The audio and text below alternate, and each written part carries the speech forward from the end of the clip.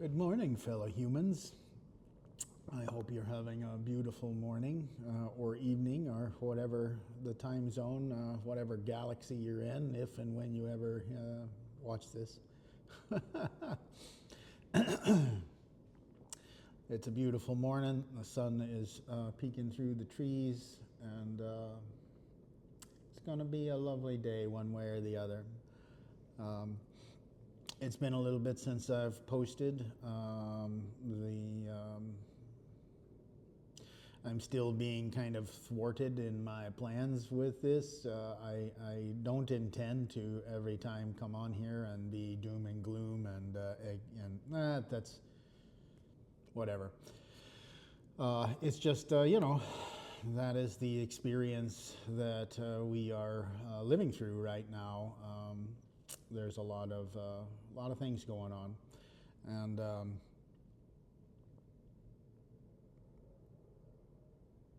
there have been a few instances of kind of events in the public sphere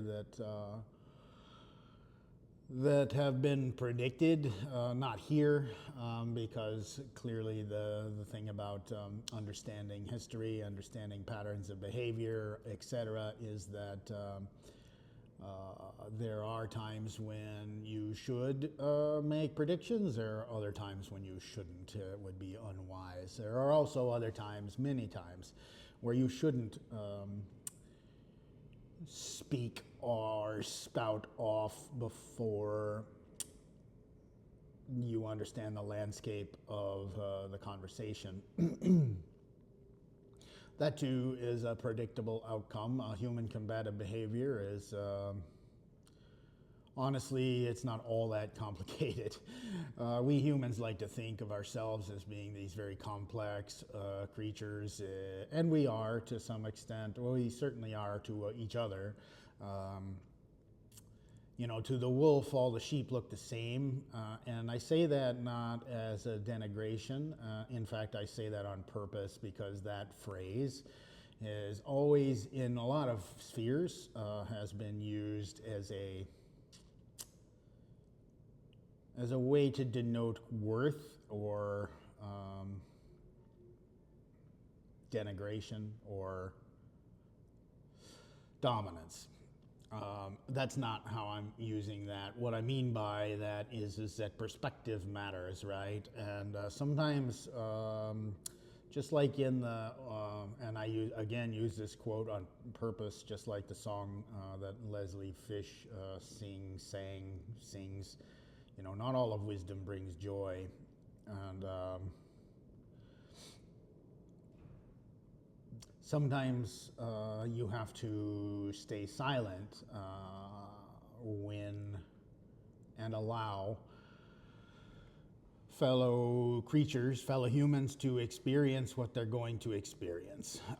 And it's very difficult in a lot of ways to kind of accept that when you and some of the fellow lemmings see the cliff. And you stand at the edge and you try to scream as your fellows happily jump off the cliff. There's that perspective is a certain burden, and please, I know that this is a one-sided asynchronous communication path, so it's very easy to either misconstrue or to kind of add meaning to certain things. That's a danger, especially for people like me who really think in terms of tactics and human experiences, human patterns of behavior. It's very easy to slip into a mindset where nothing is new under the sun, and it becomes cynical in your outlook for humanity. I think that what I perceive my perspective to come from is that I am afforded a certain degree of unique or objective perspective on some of these things that are occurring in our lifetime. And in conjunction with that, you know, there are predictions that could be made because the fascist playbook, our enemy, is, you know, it's widely published. And also kind of, you know, the reality is that the fascists are good at this, and they are, and the playbook is based upon human combative behavior, human engineering. Some of these things are unavoidable because we are talking about Homo sapiens, and the predictable manipulation of stimulus and reaction is sometimes difficult to watch, and the instinct is to, you know, again, stand on the side of the cliff and scream, but we're past that. We're past that as a species in this instance of time, and in this cycle of fascism, we're past that point. And so realistically, we each need to understand our role when it comes to what is going on. One of my roles is to be an individual that tries to live their life with integrity and with their eyes open, and to choose goodness, to choose democracy, to choose faith in humanity, regardless of all of the perceived or real or collected evidence otherwise. Because I truly do, I am committed to the fact that fascists don't get to win, they never do, and love always conquers hate, because it does. And you know, we should debate what I mean by that. You know, love and hate are two sides of the same coin. The motivation from a human standpoint is very married together. Whatever, that's a rabbit to chase for later. But I wanted to kind of spend a few minutes to touch base with you and to express that I'm still here and I'm still experiencing what is going on. I still have a level of commitment, of course. I still have commitment to my purpose, which is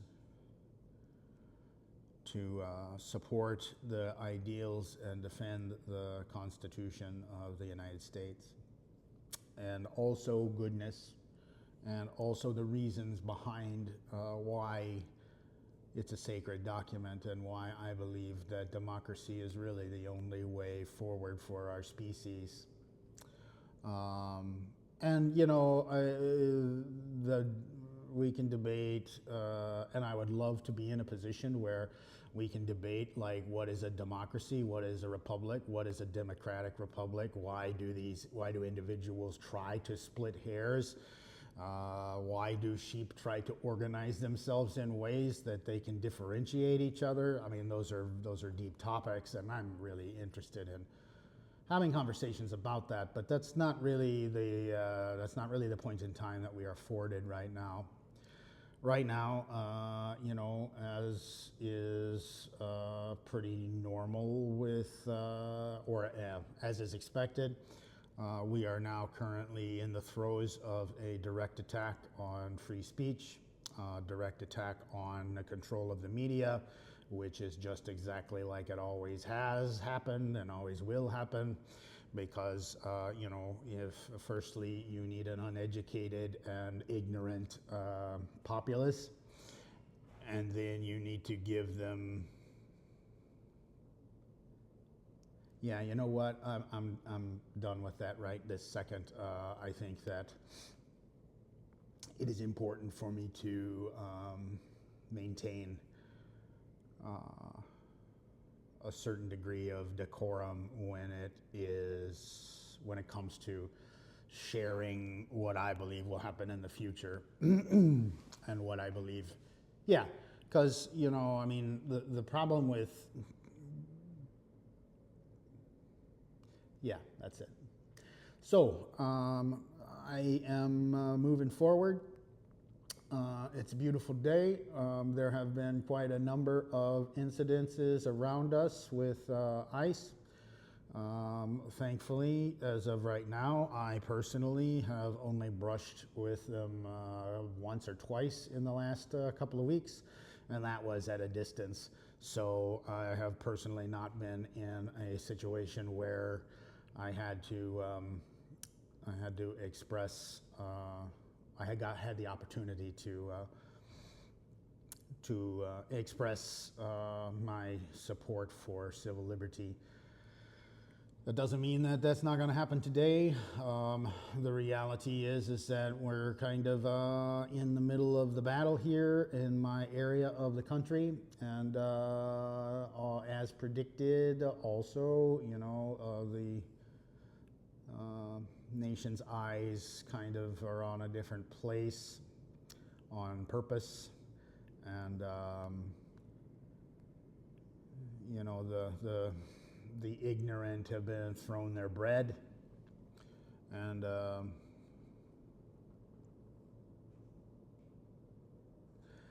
the bottom line here is that you can't compare pain. Pain, just like effort, is an internal process for humans.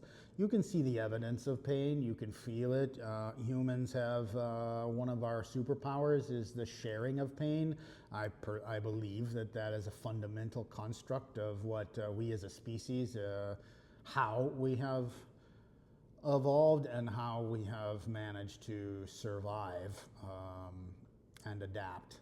It's a fundamental evolutionary strategy to love as a human. And I would love to have conversations about that topic, but I mean, to boil it down, it is the truth. And whether you, whoever you are, or whatever species you are, whether you are silicon-based, whether you are, whatever you are, what we humans refer to as love is a fundamental component of what it means to be human as a species, because it is a fundamental construct of how we interact and how we build community and how we decide what to sacrifice for and what to defend and what to pass on to our progeny, all of that. Yeah, just like Charlie Chaplin said in his speech, as long as there are men that die, liberty will be. I'm paraphrasing.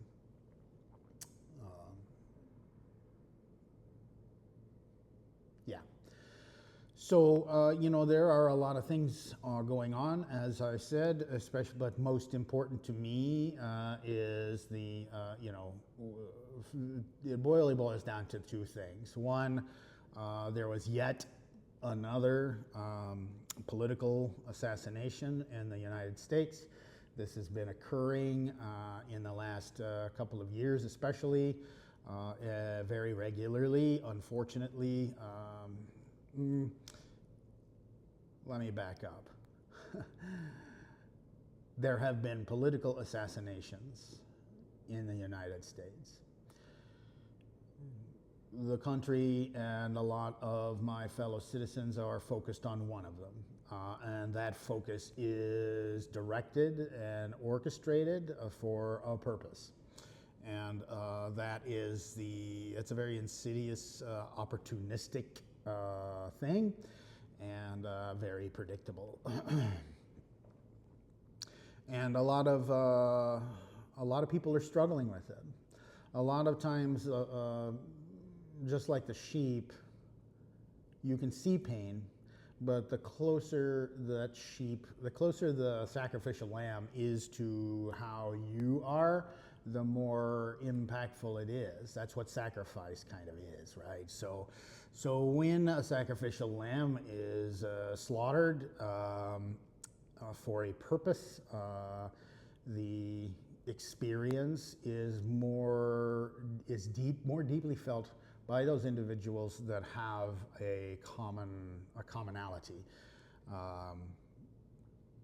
And perspective allows one to not measure, but to witness the different expressions of a social group or a person actually beginning to experience what the reality is versus what they want it to be, or what they've convinced themselves to be, or what the propagandic impulse, propaganda managed impulse is for them.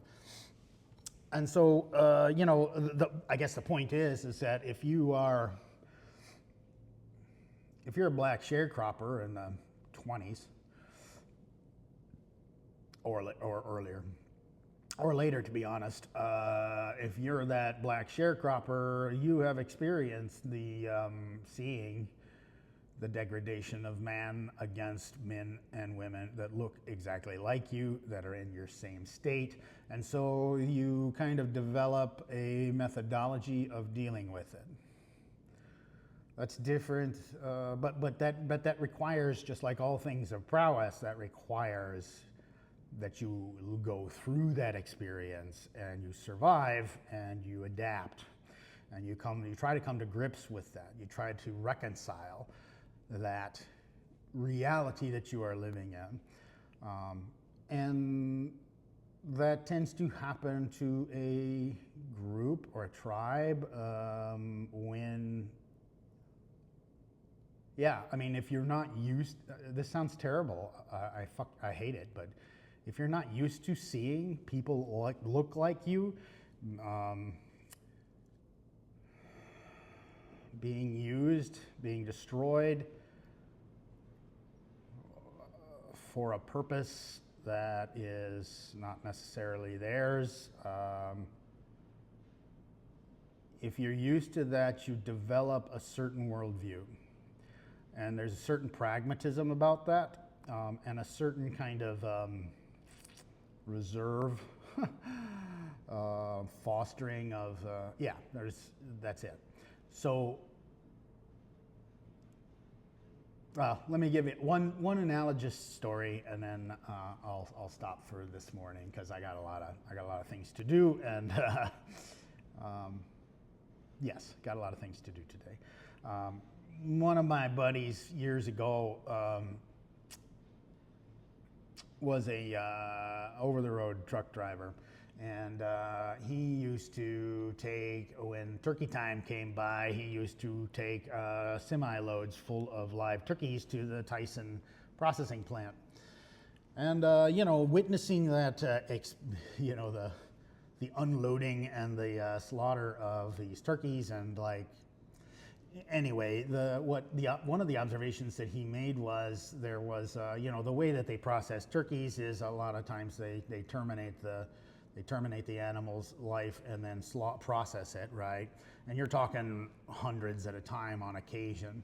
And one of the observations that he made was that if he had a load of turkeys in the truck waiting, and the turkeys in front of him were processed, he observed that somehow the turkeys observed that their kind was being processed, slaughtered, whatever, and they would react as these kinds of things happened in a way that is a bit odd because they weren't physically around each other.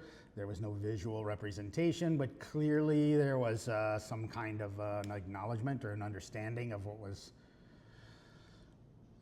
There was an animal reaction to the stimulus, but that stimulus was the realization from some fundamental consciousness that their kind was, that their kind was being killed. Now, that's why kind of what I'm, I guess, a little bit of referring to is that, I mean, you know, I don't want to cast aspersions. That's not my purpose. And I don't want to analogize people as turkeys or whatever. What I'm trying to say is that with communities, with humans, with whatever organism, there are internal kind of acknowledgments or understandings of those individuals that are like you in ways that are difficult to quantify. And so when and that's a known thing. That's one of the reasons why Christianity or the process or the product of Christianity, especially evangelical, Baptist, you know, those kinds of branches, that's why they always have to, that's why they exploit the idea of martyrdom. It's part of the formula. It has been for forever, right? We are being persecuted. We need to protect our kind. We need to go and take over Jerusalem. Like, it's all the same thing. And men and women die because of it, and suffering occurs because of it. And it's a relatively inevitable, it's not inevitable, to be clear, but, and we choose it, to be clear. But the proclivities are there, and the triggers are all there. And so you can be numb to clearly, you've literally millions of people that aren't you. It's very human to, because they don't look like you, or because you don't interact, or because they're not your kind. I hate these designations, but I'm trying to make I'm trying to communicate. Because you have some kind of affinity of the individuals or whoever that are suffering or being destroyed or being exploited or whatever, being martyred, because you have an affinity for that, it is a highly useful tool to manipulate your emotions, your psychology, what you refer to as your spirituality. And so it's almost, when a martyr is created, it is generally, if you're orchestrating such things, you have to tie them to things that your audience really believes in, because that's how it becomes powerful. That's how it becomes relevant. But the reality is that you can be numb to thousands, millions of other Homo sapiens or other creatures that go through this process, and you are numb to it. You don't feel it because they don't look like you, because they don't think like you, because there's some kind of tribal delineation, whether artificial or true, that kind of it's a them thing, right? Which is, of course, the them. The manipulation of the concept of them is fundamental to fascist tactics. But from an objective viewpoint, it's difficult to tell. Like, why is this individual more or less worthy than all of the other sacrifices that have occurred, especially in the last especially in the last number of years? Why is this different?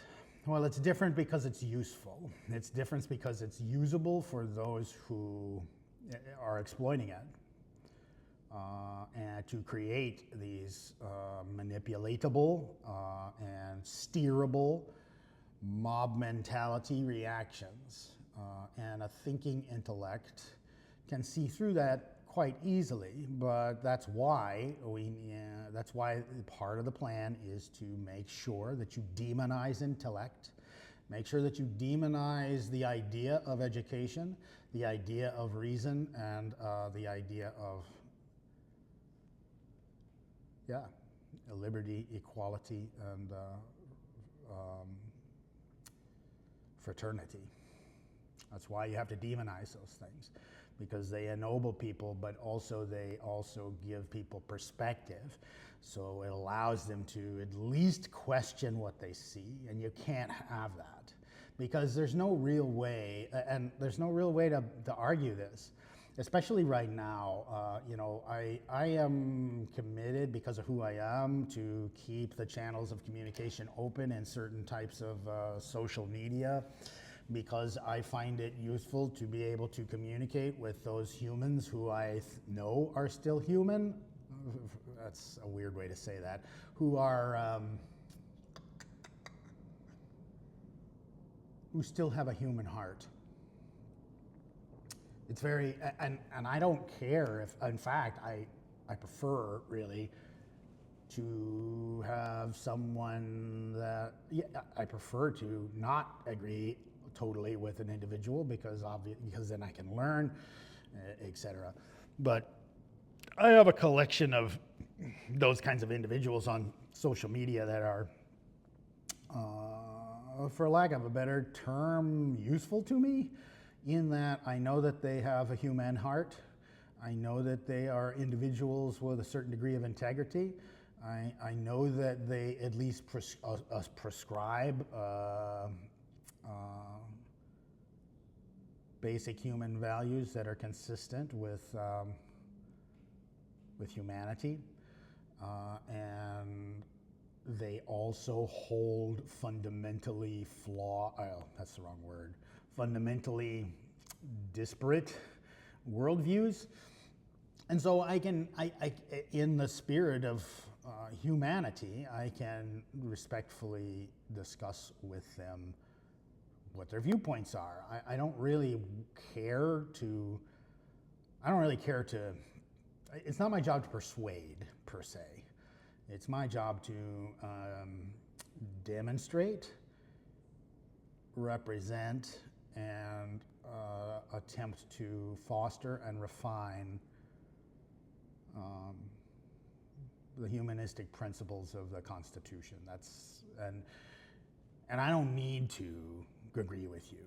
I don't need to, but there's a certain break point, and that break point is literally, are you abandoning your commitment to the Constitution for your own purposes, or in reaction to manipulations that you are unaware of, or by choice. Regardless, it's if you are an individual of integrity and you have antithetical views to me, let's say, and you still have a human heart, it's really important, in my opinion, to keep those channels of communication open, because the them versus us, that's the fundamental problem. These artificial delineations, or the delineations of things that really are not as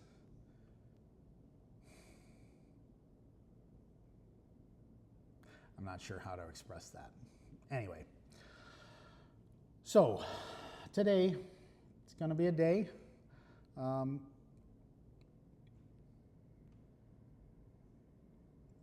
We cannot give in to despair. You can feel it. You can experience despair. Despair is a powerful experience that every human eventually winds up being familiar with in their lives, regardless. And it can be a source of, like, going through that valley of despair can be a defining point in crystallizing or in questioning or in your own human development. Don't eschew despair. Experience it. Try to understand it.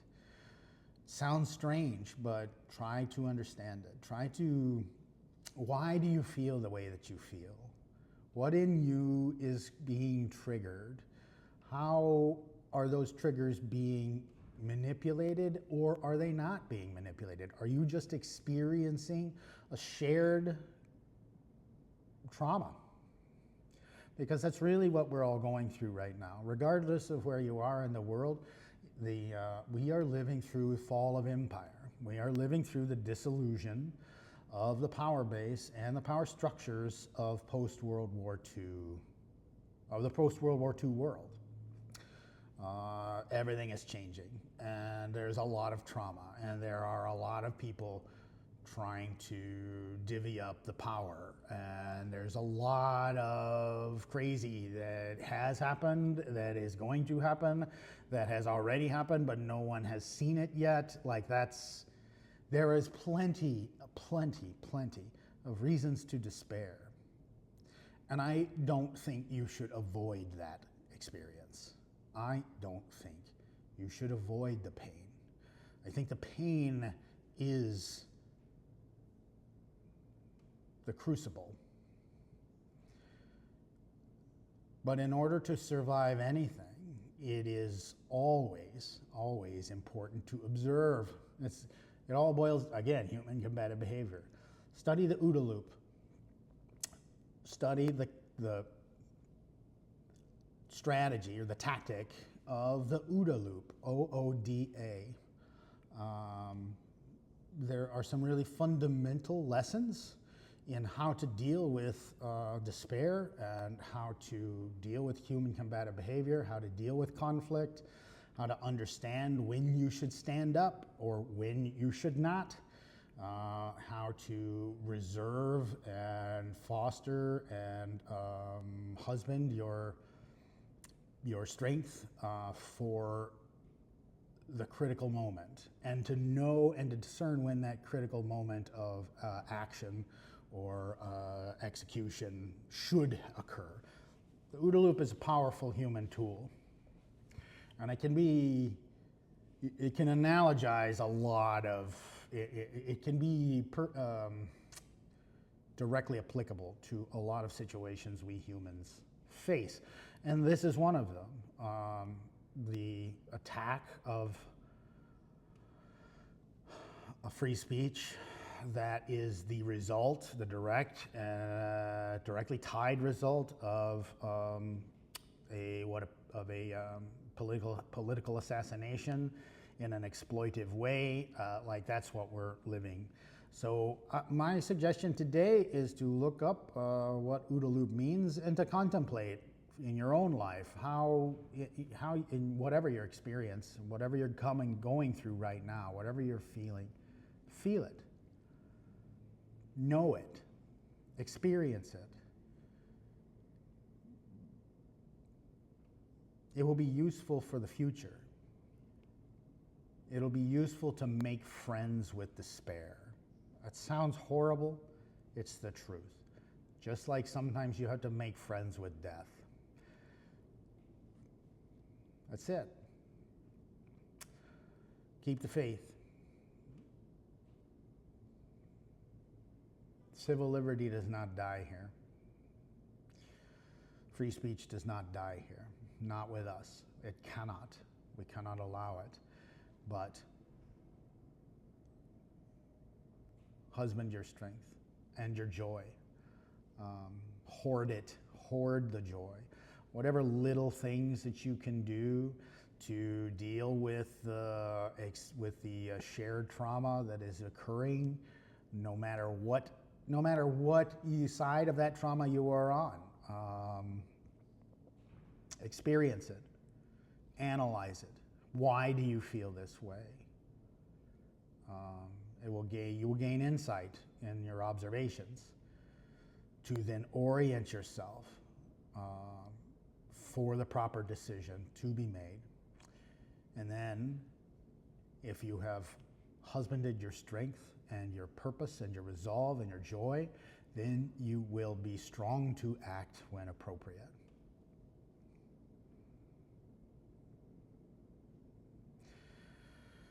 Anyway, keep the faith, and we will talk later.